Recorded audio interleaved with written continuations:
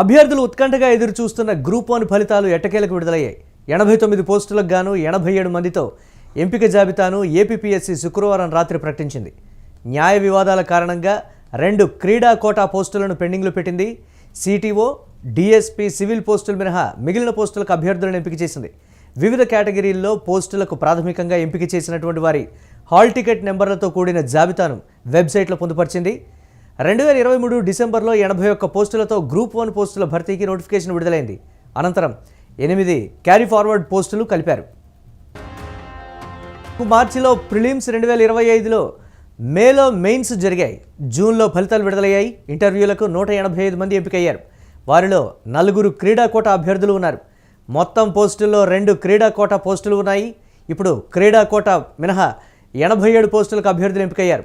ఇందులో BCE category అభ్యర్థుల ఎంపిక న్యాయస్థానంలో ఉన్నటువంటి ఓ కేసులో తుది తీర్పునకు అనుగుణంగా ఉంటుందనే షరతుతో జరిగిందని ఏపీపీఎస్సీ తెలిపింది. అలాగే మిగిలిన అభ్యర్థుల ఎంపికలోనూ క్రీడా ఇతర కేసుల తుది తీర్పు అనంతరం మార్పులు జరగవచ్చని స్పష్టం చేసింది. అయితే ఇటీవల గ్రూప్ 2కి ఎంపికైనటువంటి పలువురు ఇప్పుడు గ్రూప్ 1లోనూ ఉద్యోగాలు సాధించారు. ఇక తెలంగాణ గ్రూప్ 1లో డిఎస్పీ ఉద్యోగం దక్కించుకున్నటువంటి సుదర్శన్ ఏపీ గ్రూప్ 1లోనూ డిఎస్పీగా ఎంపికయ్యారు. ఇటీవల గ్రూప్ 2లో సబ్ రిజిస్ట్రార్ ఉద్యోగం సాధించిన అశోక్ రెడ్డి ఇప్పుడు అసిస్టెంట్ ఆడిట్ ఆఫీసర్గా ఎంపికయ్యారు.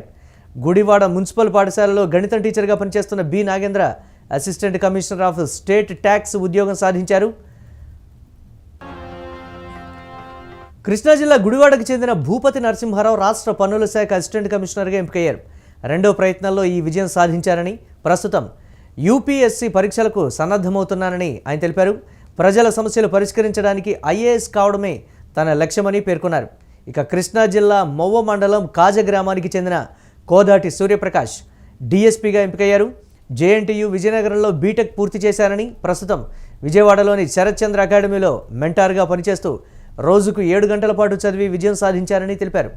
ఇక శ్రీకాకుళం జిల్లా ఎచ్చెర్ల మండలం ఎస్ఎంపురం గ్రామానికి చెందినటువంటి సంపతిరావు శివనాగశౌరి డిఎస్పీగా ఎంపికయ్యారు. ఈమె ప్రస్తుతం వంశధార ప్రాజెక్టులో అసిస్టెంట్ ఎగ్జిక్యూటివ్ ఇంజనీర్గా పనిచేస్తున్నారు. ఈమె భర్త చౌదరి అవినాష్ శ్రీకాకుళం డీసీఎంఎస్ చైర్మన్గా ఉన్నారు. శివనాగశౌరి 2వ ప్రయత్నంలో విజయం సాధించారు. ఇక శ్రీకాకుళం జిల్లా నర్సన్నపేట మండలం రావులవలస గ్రామానికి చెందిన పైల సుందర్రావు డిఎస్పీగా ఎంపికయ్యారు.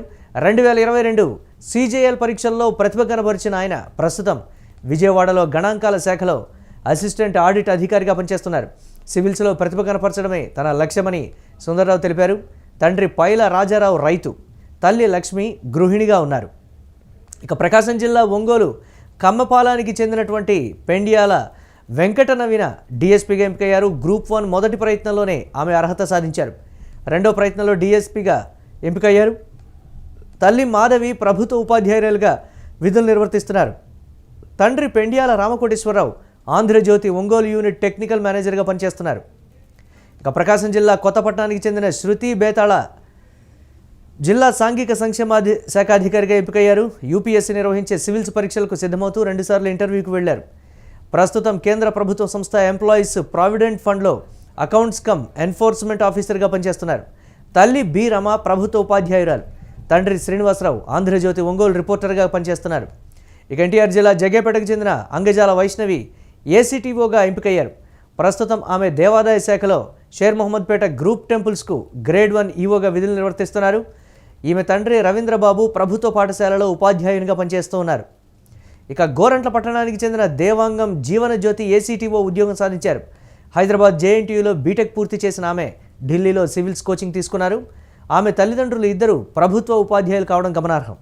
ఇక తిరుపతికి చెందిన చాందిని డిఎస్పీ పోస్టుకి ఎంపికయ్యారు. ఆమె తండ్రి భాస్కర్ టీటీడీ డెప్యూటీగా పనిచేస్తూ ఉన్నారు. పల్నాడు జిల్లా నరసరావుపేట పట్టణంలో వరవకట్ట ప్రాంతానికి చెందిన షేక్ ఇసుబ్ సలాం ఏపీ రవాణా శాఖలో ప్రాంతీయ రవాణా అధికారిగా ఎంపికయ్యారు. సలాం తండ్రి షేక్ సుబానీ వృత్తిరీత్యా కార్పెంటర్ కాగా తల్లి గృహిణి. ఇక పశ్చిమ గోదావరి జిల్లా పాలకొల్లు పట్టణానికి చెందిన గురుజు లక్ష్మి అంజన డిఎస్పీగా ఎంపికయ్యారు. ఆమె తండ్రి దివాకర్ భీమవరంలోని పోలీస్ సర్కిల్ ఇన్స్పెక్టర్ కార్యాలయంలో రైటర్గా, తల్లి హేమలత ప్రైవేట్ పాఠశాలలో వైస్ ప్రిన్సిపల్గా పనిచేస్తున్నారు.